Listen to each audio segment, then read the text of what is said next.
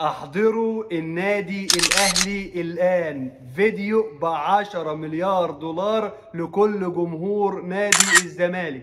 3 مفاجآت مدوية من جوزيه جوميز لكولر المرعوب، وخبر مهم جدا هيفرح جمهور نادي الزمالك. حسين لبيب ومجلس الزمالك ينتصران لقيم ومبادئ نادي الزمالك الحقيقية ببيان تاريخي وعقوبات للتاريخ ضد ثلاثي الزمالك المحبوس، وصفقة القرن تطبخ على نار هادئة في الإمارات.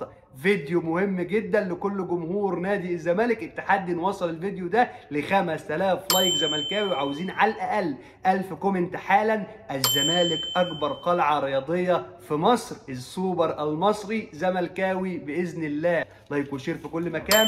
احضروا جمهور الزمالك الان، ننزل بالبرومو ويلا بينا ندخل في التفاصيل على طول.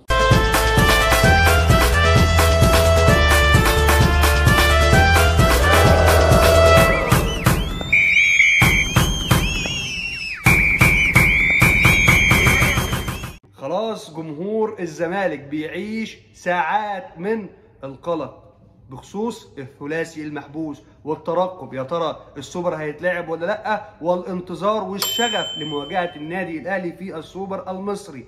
قصة وحكاية ورواية حصلت في نادي الزمالك في الفترة الأخيرة. حبس دونجا، طبعا قبل كده كان حبس فتوح، بعد كده حبس مصطفى شلبي، معاهم عبد الواحد السيد. أنا بخلص لك الموضوع في كلمتين: الزمالك بيصدر بيان تاريخي، وهو ده الصح، بيان اعتذار، لأن مفيش حد فوق القانون، لا في مصر ولا في الإمارات ولا في دبي ولا في الكويت ولا في عمان ولا في أي حتة. يجب احترام القانون، والحقيقه بتقول ان لعيبه نادي الزمالك هم اللي غلطانين، وهم اللي غلطانين في حق الراجل والتاني والتالت. فلازم تطلع تحترم الناس وتحترم القانون وتحترم البلد اللي انت ضيف فيها، والحقيقه ما تزعلش حد. اول حاجه لازم تطلع تعتذر، مش تطلع تقول انا بيمارس عليا ضغوط، انا مش عارف ايه، ومصطفى شلبي يقول لك شكرا على كرم الضيافه.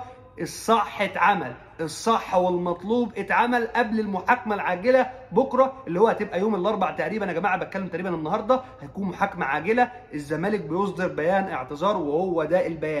لكن بقول لحضرتك المفاجاه بقى ان الموضوع مقسوم لشقين. الشق الاول مجلس اداره نادي الزمالك قرر الانتظار ويشوف المحاكمه هيحصل فيها ايه، لو غرامه تدفع، لا قدر الله حبس. احنا كده كده الزمالك هيقوم محامي اماراتي كبير جدا بترشيح من هيئه ابو ظبي الرياضيه. لكن باكد لحضراتكم القصه دي هتخلص، القصه دي هتنتهي.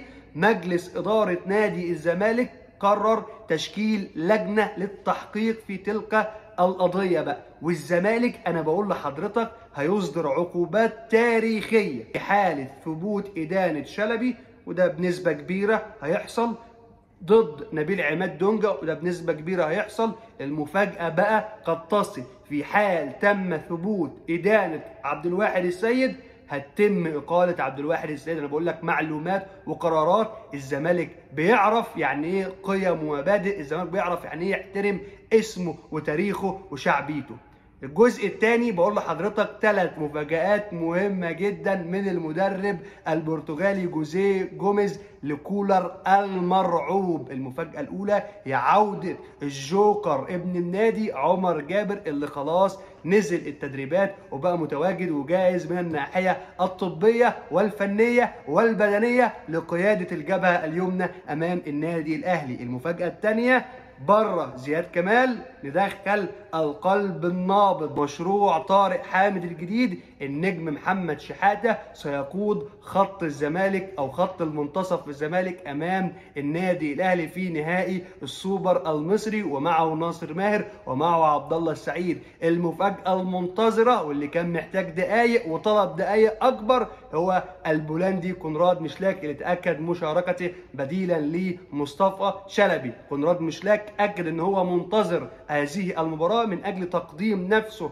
لجمهور الزمالك. زيزو شيكابالا والسعيد اتكلموا معاه، قال لهم باذن الله اكون عند الثقه وقد الثقه. تعليمات خاصه من البرتغالي جوزيه جوميز لكونراد ومشلاك. وبالمناسبه السعيد وشيكابالا وزيزو طلبوا خوض مباراه النادي الاهلي، واكدوا ان هم قادرين ان هم يعزلوا اللعيبه ويفصلوا اللعيبه تماما عن تلك الازمه الكبرى باذن الله. صفقه القرن تطبخ على نار هادئه، قصه رمضان صبحي في نادي الزمالك تعود من جديد. اقول لحضرتك كده معلومه سريه، الكابتن حسين لبيب يستغل تواجده في الامارات للتواصل ومقابله مالك نادي بيراميدز مستر سالم الشمسي لبحث امكانيه ضم رمضان صبحي في المستقبل. دي المعلومه اللي عندي، وبقول لحضرتك قصه رمضان صبحي في الزمالك لم تغلق بعد، اللاعب مرحب باذن الله. السوبر المصري زملكاوي، عاش الزمالك اكبر قلعه رياضيه في مصر.